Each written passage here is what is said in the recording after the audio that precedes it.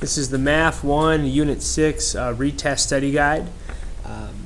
So look at number 1. How many students are shorter than 70 inches? So looking at my histogram here, so 70 inches is right here. So shorter than is everything less than this. So there's 5, 4, and 6. So that gives me 15 people. How many students are taller than 64 inches? So that includes this of 6, 2, and 1. And that's 9. Number 3, it says, are there equal number of students who are less than 65 inches and taller than 69 inches? So basically they're saying, is it the same over here as it is over here? You can see clearly that it's not. Okay. Number 4, a former professional golfer is the teacher of a golf class. There are 10 golfers taking the class. At the end of the 6-week class, everyone, including the teacher, plays an 18 holes round of golf. His score is 30 strokes less than the best player in the class. Which measure of central tendency is affected by the inclusion of the teacher's score? And so what you need to realize here is that his score is going to be way better than everybody else because he's so much better in the class. So what's going to be affected the most is the mean. Okay? And that's the one where, you know, if I was to add up all the scores, I'm just making up some numbers here. And I would divide by 1, 2, 3, 4, and 5. You can see how this 2 is throwing everything off. Everything's around 30, right? 30, 29, 30, 32. And there's this 1, 2. Most of the people are in the 30s, and this rounded one's in the 2s. I just made these numbers up, but you can see here, this is what we're thinking of as an outlier, and the mean is the most a measure of central tendency that's affected. Moving on here. Number 5, box and whisker plots. When you look at this, it says, what percent of the values are between 50 and 80? So 50 is right here and 80 is right here. So that's what we call our interquartile range, okay? Or it's the two interquartiles, let's say that. And 50% of the data is between the second quartile and the third quartile, okay?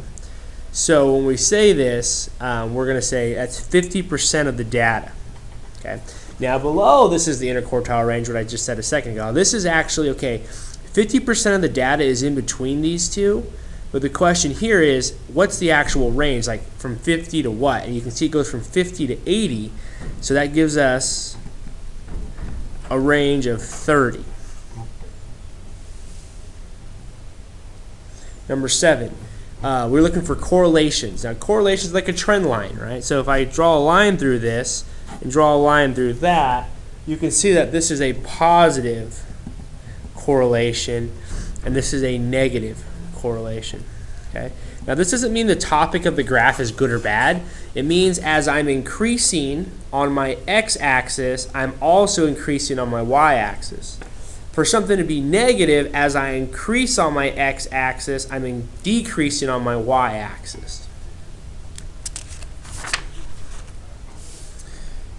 R-scores. R-scores are basically a measurement of how strong a correlation is. And there's two types. There's a negative correlation and a positive correlation. If the R-score, which varies between -1 and 1, okay, so if the score is -1, that's almost a perfect correlation, but for a negative correlation, and 1 for a positive one. So you could have a correlation like 0.8. Okay, and that's pretty strong because it's close to 1, but 0 would be no correlation. So if you get -1, that means it's a really strong negative correlation. Going back to the last example, that means all these dots would be really tightly packed and they would form a nice line. If the points were all spread out, then it would be a weaker correlation. The value number would be closer to 0. Okay. On the next one. So now we're looking to see, is there a correlation, is there causation or a causal relationship? So causal, the root word being cause. Does one thing actually affect something? So what it says here is the number of hours spent studying for a Math 1 Unit 6 test and the score. Hopefully we like to think this is a positive correlation. The longer I study, okay, the longer I study, the higher my scores should be. Okay? the number of center hits in a dart game, and the distance from the dartboard. So this is going to be a negative relationship. I'm trying to give you an idea. As what they're saying is, as I get farther away from the dartboard, what's going to happen? Am I going to be more accurate or less accurate? Like most things, the farther you are from a target, the less accurate you become. So this would have a negative relationship. As the x got farther, which is the distance from the board, you would actually decrease your accuracy. Okay. And number 12, the number of letters in the city you live and the average annual rainfall. Well, the name of a city has nothing to do with how much rain it gets. Okay? Names are random, so there is no correlation. Okay, there's no correlation. Number 13, these are two-way frequency tables. A lot of vocabulary here. It says, what is the marginal frequency of the total students who prefer sports cars? So marginal frequency is basically, when you see the word frequency, they want a number, like 50 people, 100 people, whatever. And marginal is the total. What that means is, for who prefer sports cars, so if you look at this, the marginal frequency for those that prefer sports cars is 84. 84 people prefer sports cars. Okay. Now, when you say here, okay, what is the joint relative frequency? So the joint stuff, you see the word joint, that means in here, this is males that also like sports cars, males that like SUVs. Okay, so joint. Relative means relative to something, or it's going to compare it to the grand total, which is right here. Okay, so they're saying, what is the joint relative frequency of males who prefer SUVs? So here's males that prefer SUVs, that's 21, and the relative part means, well, it's out of 240. Okay. Number 15, what is the conditional relative frequency? So I see the terms relative frequency, so once again, it's going to be out of something, but conditional means it's not going to be out of the grand total. So what this says here is, what is the conditional relative frequency that a student is female, given that the student prefers sports cars? So what it says, given prefers sports cars, we're only talking about this right here. We're only talking about that group. So my total is 84. And what's the frequency that would be a female? That'd be 45 out of 84. And these fractions would have to be reduced if at all they could be.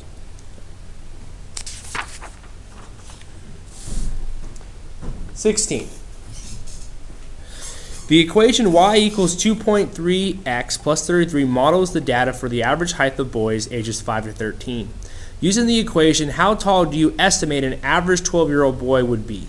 So what they're saying is, if you put in the age right here, okay, this should kick out the actual height of the boy. Okay? And so what that means is, well, let's see, they want to know a 12-year-old, so I would say y equals 2.3 times 12, because that's how old the boy is, okay, plus 33. And if I punch that into my calculator and figure out that 2.3 times 12 is 27.6 plus 33 is 60.6. Okay, well, there's no units on here. Let's just pretend it's inches. Okay. All right. Number 17, standard deviation. Okay. So there was a formula for this, and so what we do here was the process. We list all the x values. That's the pieces of data.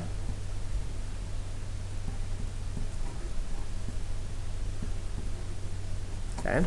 And then from there, we go ahead and we have to find the mean for that data. So if you remember how to find the algebraic mean,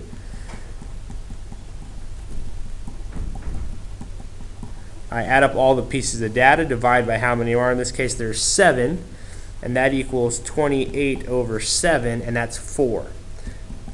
So my mean is 4.